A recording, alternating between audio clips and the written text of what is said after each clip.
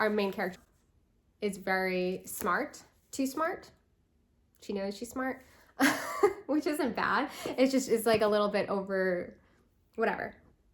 Hello, hi, how are you? Hope you are well.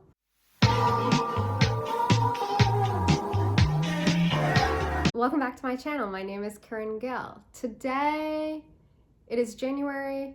I've already filmed another outfit in this fit, this very chill fit. We are gathered here today to talk about my December wrap up.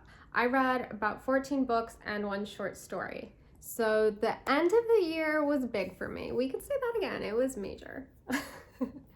And this is how we're gonna go through this. First of all, we're gonna talk about my short story because the short story that I read because it's by one of my faves.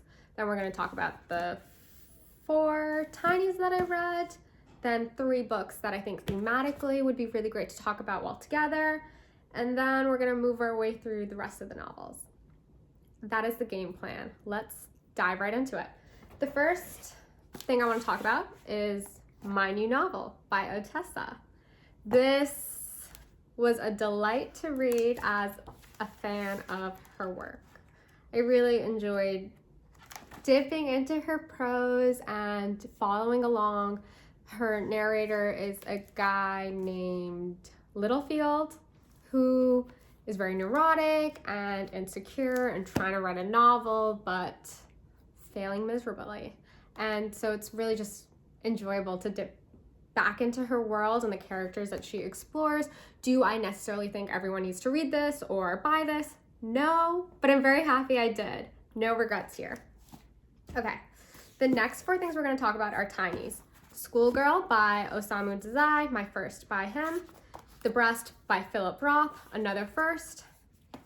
Signs Preceding the End of the World by Herrera. The Aunt Who Wouldn't Die by a name that is very hard for me to say, a Bangladeshi author. So these are 4 tinies that I think it's interesting to talk about together. One, they're all very easy to read. You could read them in less than a day.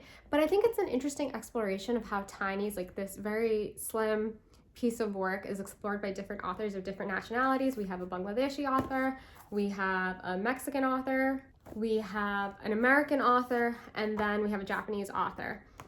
Though my intent wasn't to kind of do a little compare contrast when I was reading them. Once I had finished reading them, I was like, wow, this is really focused on the internal, a stream of consciousness of one character. This is very American and is neurotic, very New York, clear, crisp language.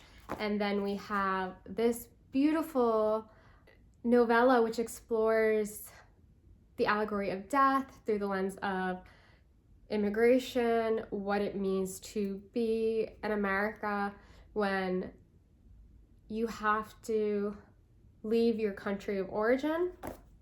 Then we have The Aunt Who Wouldn't Die, which is very light and fresh and a multi-generational family drama.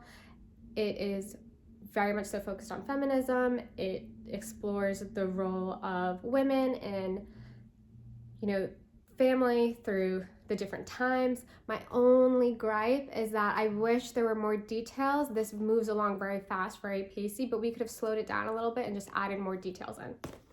So there's that. Let me just give you a little bit more context as well. Schoolgirl is about a girl who wakes up. She is on the precipice of adulthood. She has lost her father and she's just going about one day, and we're kind of seeing the full range and breadth of emotions that one goes through, the excitement, the disillusionment, the insecurities, and it's very fun and enjoyable.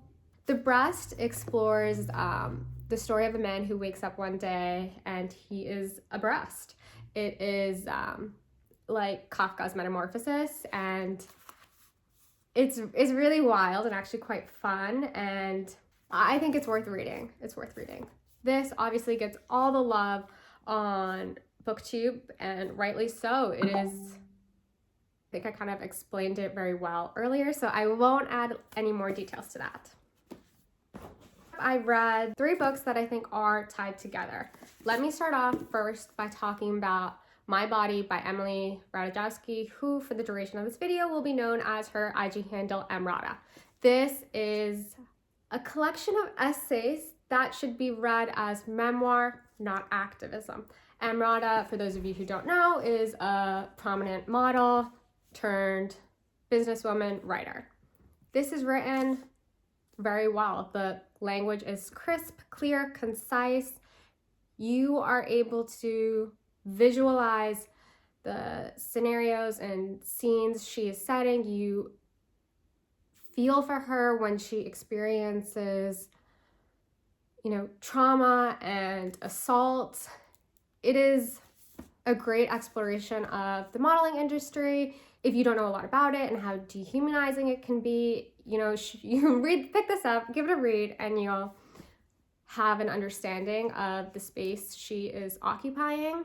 It is well done. There are times where it feels a little repetitive because, she does repeatedly say, like, I'm only doing this for money. It is, financial freedom that I am aiming for. So reading that multiple times does get a little bit boring, but I do think you learn a lot about a woman's agency or lack thereof, and the world that we exist in, which is so image focused. I think it was really fascinating to learn about, the rights to the images of her body and who has them. I think that was really interesting, and we could have explored that more. I know it does kind of get explored in the article where she buys the NFT of herself, but I don't know. I think we could have dug a little further in there, but whatever. My only other thing, my final thought that I will offer you people is that it does seem as if Amrata is writing this novel is writing this, it's not even a memoir because she calls it a collection of essays. She's writing this text and asking herself, not asking herself, she's kind of telling the reader that there is a cost to being a beautiful woman, to exist in this world as a beautiful woman. Now, yes, there definitely is a cost, but the cost isn't because of her beauty. It's just there is a cost to exist in this world as a female identifying person.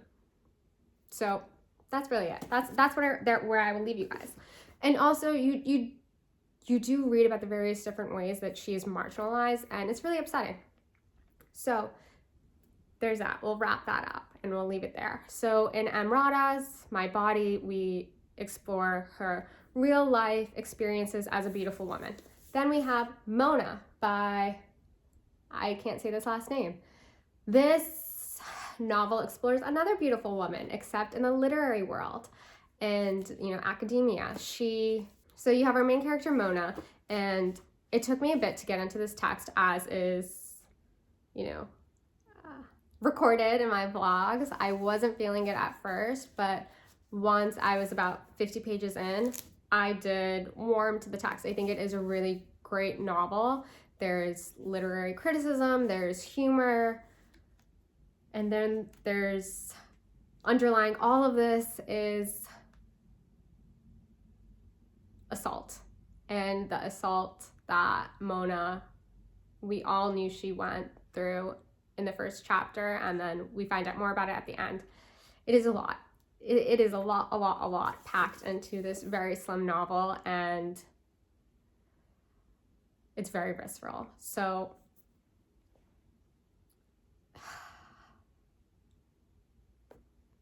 I don't even think I can talk too much about it. That's all I'm gonna say. It's too much to even think about at times. So in the wake of reading both of those, Mona and My Body by Amrata, I read The Right to Sex, which is a collection of essays that's really unpacking modern day feminism. And I think the author does an incredible job, touching upon history, the different experiences of feminism for white women, non-white women, women in the Western world, women who aren't in the Western world. We're covering all of our bases here. It is really, really good. It gives you a lot to think about, and she's not offering solutions, which I think is fine because there's so much to unpack, and how can we really put this upon one person to give us all the answers to everything? We have an essay that explores porn. We have an essay that explores, student, university, teacher relationships. That personally wasn't the most interesting to me. But that's fine. we're covering so much in this collection of essays, but I think what was the most interesting for me was the exploration of desire, how it is crafted, what it means. Should we take a critical lens to desire? That was what I found really enjoyable about this, and I think it did inform, it helps to elucidate the reading of those two texts. Next up, we have a collection of 2 short stories, also translated Japanese fiction.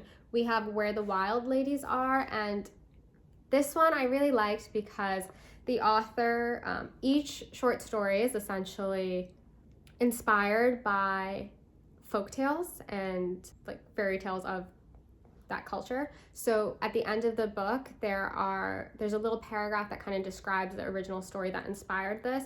We have repeating characters running throughout the different short stories, so it's really cool to see like, oh, like this person showing up here and like learning more about their backstory. I really enjoyed this. Next up, we have Rabbits, Crabs, Etc., which was translated by Phyllis Birnbaum. And these short stories are much older than the previous one. They're by various like Japanese women throughout history. And I think because they are older, it's very interesting to see how these women are describing their own experiences of being a woman and what it means to them. Even though the stories may not explicitly touch upon that, you're still able as a modern day reader to get that context. Standouts include the story called The Mother, I think it was, which I know I just spoke about in one of my reading blogs, Mother's Love, which explores a mother's love for her son, and then it was really good. We only get a short version of it in this one, so I gotta go find the longer version. Very enjoyable. Okay, we have another piece of translated fiction. This is translated from Korean into English, Almond. First of all, I also love this cover. Almond is the story of a young boy who was born with a small amygdala and for most of his life is unable to experience the full range of human emotions, so he has a hard time understanding fear or like expressing love, and the author so deftly writes his experience, and you just have so much love for this main character who experiences a tragedy and then has to make his own way into the world. He enters into a friendship with a troubled kid. He has a crush on a girl but doesn't know how to unpack his feelings. Like, it is really great. It made me cry at the end. I loved it. 10 out of 10. Okay, now we have some other things. The Secret Diary of an 83-and-a-quarter-year-old. This, as I mentioned in one of my much earlier videos, is essentially the diary of a wimpy kid grown up. It explores the life of our main character, Hendrik, who is living in a nursing home, and he finds the other patients to be very annoying. All they do is complain. Gosh, old people are so annoying. And he is trying to live and not complain, and he ends up forming a club, the Old But Not Dead Club, where they go on these excursions. He meets a woman who he falls in love with. I mean, there's a lot that happens in this novel. It is very, very, very long. It's very touching and heartwarming. If you didn't already, you will have so much more empathy for the older members of our society who kind of don't get enough love as they should. And the only thing that was a little hard for me about this novel is that because it takes place this novel takes place in Amsterdam, and Hendrik is making some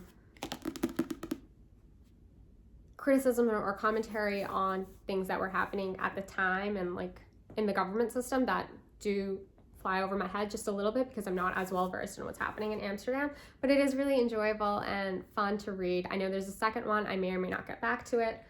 I think I probably will because I do think about this main character quite a bit. Then I also read The House in the Cerulean Sea by TJ Klune. I know people on BookTube do talk about this and they do love it, and I'm glad I picked it up. I saw in someone else's video, someone left a comment saying it feels like a snuggly hug or something like that, and it really does. This is very, very, very, very, very, very cute if you're having a bad day, bad week, bad month, pick this up. Very heartwarming and charming. It is a story of a caseworker who's very grumpy and has to go to this one particular orphanage where he has to figure out whether or not it should stay open or not. There is a touch of fantasy in this, but I wouldn't let this stop you from reading it, because it's not really a fantasy book. It's like a metaphor for how people who don't, there's a metaphor there. Yeah, there's a metaphor happening in this, but don't let the fantasy elements stop you from picking this up. It's just a very heartwarming story. Yeah, at times it's a little too cheesy, but it's okay. We're here for it. Next up, I read The Switch by Beth. This is my second by the author. It is funny. It's a romance novel, but it basically tells a story of a young woman in her 20s who switches lives. She switches homes with her grandmother, who husband left her for the ballroom dance instructor. And so the young granddaughter goes to live in the country. The grandmother goes to live in London, and adventures ensue. It's fun. It's really a story about community. And then we have The Hero of Ages by Brandon Sanderson, the last in the series. I did a separate review for this, and wow, it's very happy. It was good to finish up the series. My favorite was the second one, and I'm in the midst of another Sanderson right now, The Way of Kings. So yeah, if you want to know my more specific thoughts about this book, feel free to just watch that review. But with that, we're going to wrap this up. We did a lot of reading, I know. It was a really, really good month of reading. So that's exciting. I hope you guys had a really great month of reading. I hope we continue to have more great months of reading. And I would love if you left a comment and told me what you read in December, what your favorite book was, maybe what you're reading right now. That would be very exciting for me. Okay, see you later.